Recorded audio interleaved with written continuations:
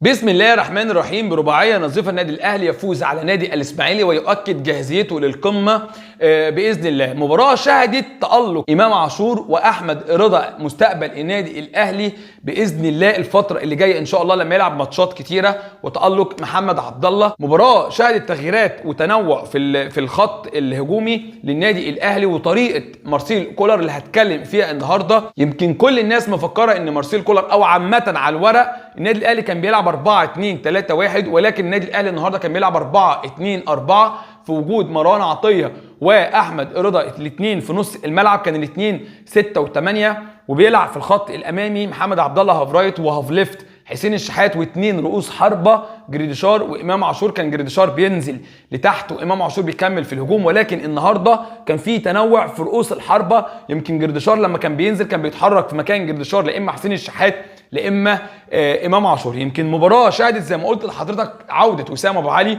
وعوده اشرف داري وتالق محمد عبد الله وتالق كمان احمد رضا. هيكون مستقبل النادي الاهلي الفتره اللي جايه ان شاء الله. في الصوره اللي بعرضها قدام حضرتك تشكيل النادي الاهلي: كان محمد الشناوي في حراسه المرمى، محمد هاني ورام ربيعه 2 مساكين، باك رايت اكرم توفيق، باك ليفت احمد نبيل كوكا، 2 في نص الملعب احمد رضا ومروان عطيه، واربعه في الخط الامامي محمد عبد الله هاف رايت هاف ليفت كان حسين الشحات، 2 رؤوس حربه امام عاشور وجريديشار. وامتى امام عاشور كان بيلعب راس حربه؟ لما كوره بتكون معانا وجريديشار بينزل كرقم 10 تحت وبيكمل مكانه في الخط الهجوم امام عاشور. ولكن المباراه دي بالتحديد، الماتشات اللي فاتت كان امام عاشور اللي بيكمل مكان جريديشار.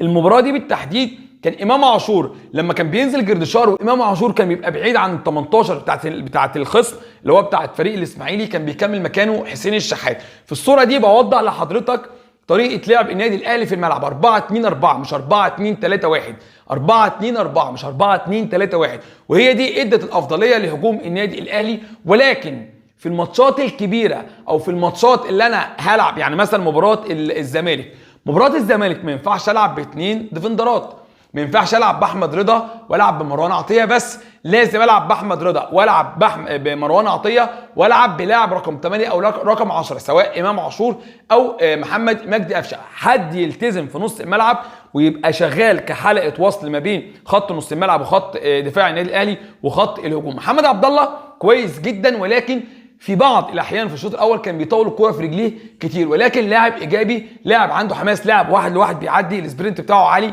قوي لحد اخر دقيقه وهو بيدافع وهو بيهاجم وهو بيقف صح وهو مركز. فان شاء الله يكون مستقبل النادي الاهلي. احمد رضا هيكون مستقبل النادي الاهلي لان اللاعب في نص الملعب بيمينه بيباص كويس، بشماله بيعمل الباص كويس، بيصوب كويس وبيصوب وبيقدر يغير اتجاه الكوره وهي الكوره جايه له، بيفكر وعارف ومحضر هيعمل ايه وهي الكوره جايه له.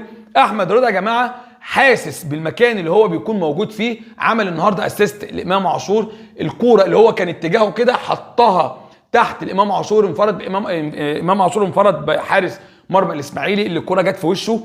انفراد يا جماعه، اسيست من احمد رضا. زي ما الكتاب ما بيقول اللاعب مش يعني اتجاهه ناحيه محمد الشناوي، اتجاهه في نص ملعب النادي الاهلي، وعارف امام عاشور رايح فين وبيمينه عملها وبشماله بيباصي بيمينه وبشماله. فتسلم العين اللي اختارت احمد رضا للنادي الاهلي، وتسلم مدربين نادي الزمالك في قطاع الناشئين اللي اختاروا احمد رضا، وطبعا تسلم العين اللي جابت احمد رضا النادي الاهلي. ركله الجزاء الاولى للنادي الاهلي واضحه قوي لجريديشار، ما اعرفش اصلا كابتن امين عمر ما حسبهاش من البدايه ليه، وتالق مروان عطيه وفي تسديد ركله الجزاء والهدف الاول للنادي الاهلي. النادي الاهلي بيلعب على تغيير اماكن ما بين جريديشار وحسين الشحات وامام عاشور. وفي الصوره اللي قدام حضرتك دي انا بوضح لك طريقه تغيير امام عاشور وحسين الشحات ما بين خط نص الملعب او خط الهاف. يعني حسين الشحات على الورق بيلعب هاف، يعني على الورق النادي الاهلي بيلعب 4-2-3-1، ولكن طريقه لعب النادي الاهلي زي ما قلت لحضرتك 4-2-4. فحسين الشحات ما كانش واخد الطرف، حسين الشحات كان امام عاشور بيسقط تحت وبيكمل مكانه في ال 18، لان طريقه لعب النادي الاهلي الفتره الاخيره كانت جريديشار وامام عاشور بيتحركوا، وجريديشار كان بيعمل تمويه بينزل في نص الملعب وبيروح مكانه امام عاشور. لكن في المباراه النهارده كان بينزل امام عاشور او بينزل جريديشار وبيتحرك مكانه امام عاشور وحسين الشحات. فالصوره اللي انا عارضها قدام حضرتك دي هي الطريقه اللي النادي الاهلي كان بيلعب بيها، وطريقه تغيير الاماكن ما بين امام عاشور وحسين الشحات. طبعا يا جماعه زي ما قلت لحضرتك شغل جريشار كمحطه للخط الثلاثي اللي تحت منه او لنص الملعب، او كان بينزل ويسحب مدافع من الاسماعيلي معاه وبيتحرك مكانه امام عاشور. الهدف بقى بتاع امام عاشور، الهدف مش هكلمك النهارده غير على هدف امام عاشور، بغض النظر بقى عن الاسيست اللي عمله محمد عبد الله، بصراحه حطه لاحمد رضا وتصويبه احمد رضا هدف هايل قوي، وكمان الباص اللي عمله محمد عبد الله لامام عاشور، امام عاشور على المغمض عملها لحسين الشحات، وحسين الشحات احرز الهدف للنادي الاهلي. ولكن هكلمك على هدف امام عاشور اللي جه في سقف العرض. هدف امام عاشور كل اللاعب اللي لعب خماسي عارف الكلام اللي انا هقوله ده، ان امام عاشور يسحبها من قدام ايد الجون ويفتح لنفسه مساحه تصويب عشان يقدر يغير اتجاه جسمه ويحطها بصباع رجله الكبير وببطن رجله وصباع رجله الداخلي، يعني صباع رجله الكبير مع بطن رجله يحطها في سقف العارضه. حطها في سقف العارضه ليه؟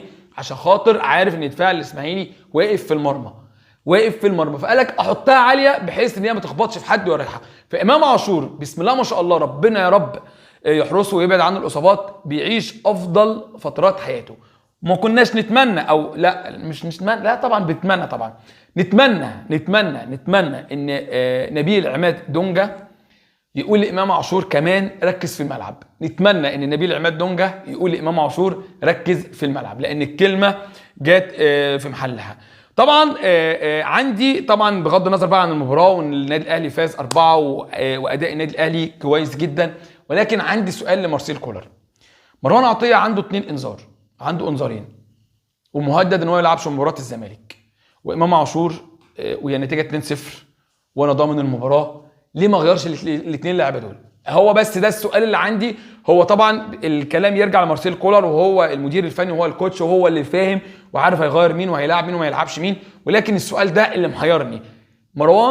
مروان عنده 2 انذار زي ما قلت لحضرتك، وقبل كده برضو لما اخدنا دوري ابطال افريقيا من الوداد هناك كنا في مصر، حمدي فتحي او اعتقد برضو مروان عطيه مهدد ان هو يلعبش نهائي هناك، وكنت بغامر وبلعبه برضو. ايه الحكمه عند مارسيل كولر؟ ايه الحكمه عند مارسيل كولر؟ ولكن في الاول وفي الاخر الراي يرجع ليه ووجهه النظر ترجع ليه. الحمد لله على فوز النادي الاهلي، والحمد لله على تالق لاعبي النادي الاهلي، ولاعبي النادي الاهلي يؤكدوا جاهزيتهم لمباراه القمه القادمه ان شاء الله، عشان النادي الاهلي دايما بجمهوره، والنادي الاهلي دايما فوق الجميع. سلام عليكم.